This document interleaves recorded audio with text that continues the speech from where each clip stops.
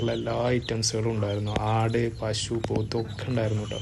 പക്ഷെ ഒരു സമയത്ത് അത് എന്താ പറയുക, പെട്ടെന്ന് നായ വന്നിട്ട് മറ്റൊരു ഇത് കുടിക്കുന്ന ഒരു ഇതുണ്ടായിരുന്നല്ലോ ഒരു സമയത്ത്, മറ്റേ രക്തം കുടിച്ചിട്ട് പോകുന്നൊരു സമയം ഉണ്ടായിരുന്നു. നായ്ക്കളൊക്കെ വന്നിട്ട് കൂട്ടം കൂടെ വന്നിട്ട് നമ്മൾ അറ്റാക്ക് ചെയ്യും.